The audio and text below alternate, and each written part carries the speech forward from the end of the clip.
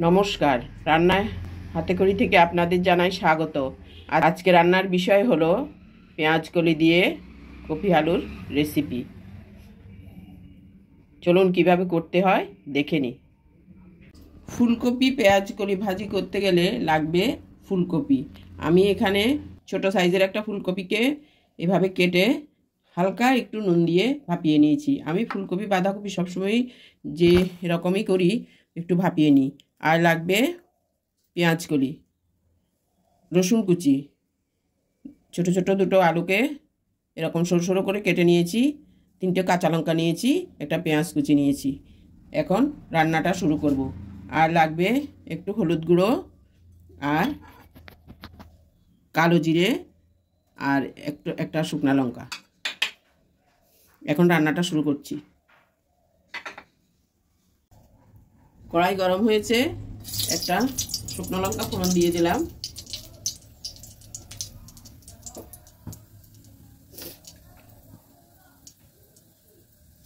আর সঙ্গে দিয়ে দিলাম কালো জিরে।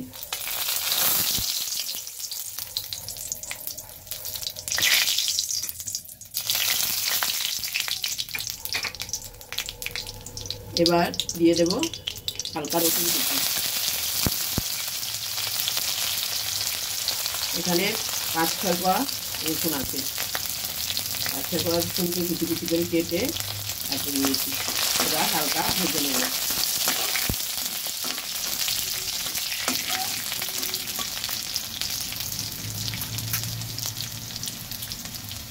রসুনটা ভাজা হয়ে আসলে কিছুটা, এবার দিয়ে দেব আলুটা।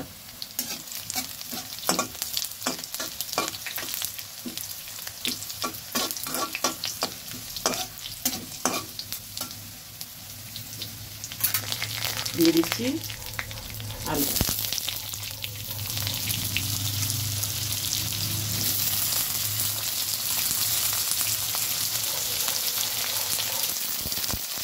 দিলে এই ফুলকপি আলু আর পেঁয়াজ কলি দিয়ে একটা ভাজা করলে গরম ভাতের সঙ্গে খুবই ভালো লাগে। আমি এখানে দিয়ে দেবো একটু নুন আর একটু হলুদ গুঁড়ো।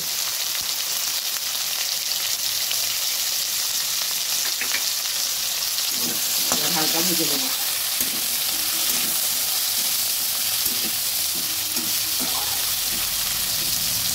কিছুটা ঢেকে দিচ্ছি। ঢাকাটা তুলে দেখছি।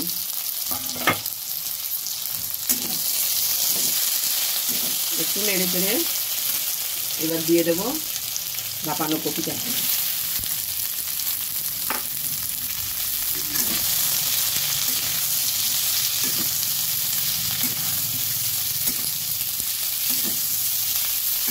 ভালোভাবে নেড়ে মিশিয়ে দিচ্ছি।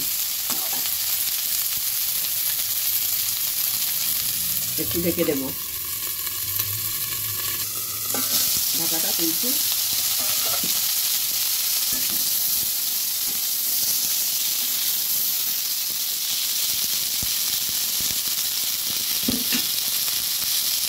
দিয়ে দেব কাঁচা লঙ্কাগুলো আর পেঁয়াজ কলি। পেঁয়াজ কলি কাঁচা লঙ্কা দিয়ে এবার আবার সুন্দর করে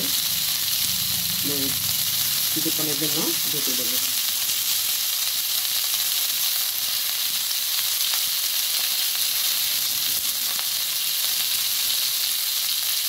দিয়ে দিচ্ছি নুন।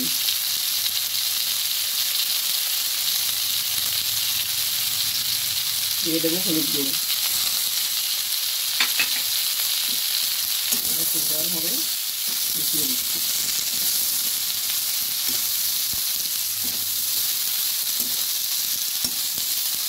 এতে আর অন্য কোনো মশলা দেবো না।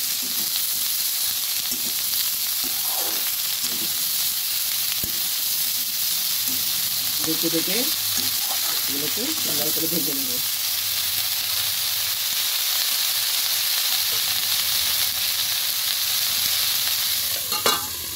একটু ঢেকে ঢাকাটা তুলছি। হ্যাঁ, অনেকটাই মজে এসেছে।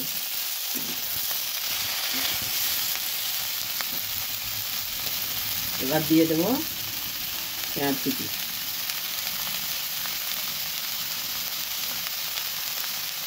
পেঁয়াজ কুচিটা লাস্টের দিকে দিলে খুব সুন্দর একটা গন্ধ হয়।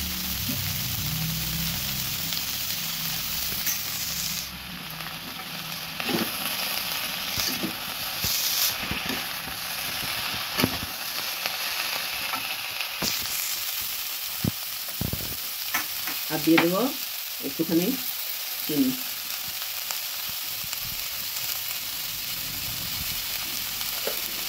এবার ঢেকে ঢেকে আরো কিছুক্ষণ নেড়ে দেবো।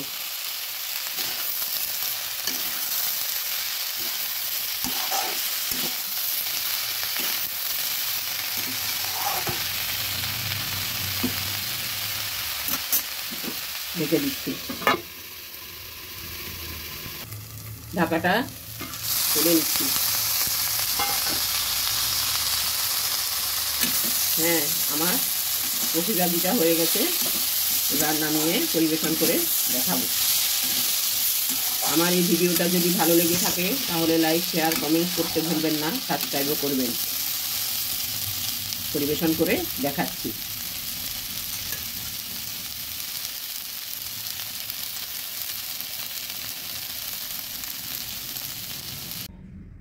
পেঁয়াজকলি দিয়ে কপি আলু ভাজিটা হয়ে গেছে। আমি না পরিবেশন করে দেখালাম।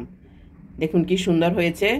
আপনারাও করবেন, গরম ভাতের সঙ্গে খাবেন, নিঃসন্দেহে ভালো লাগবে।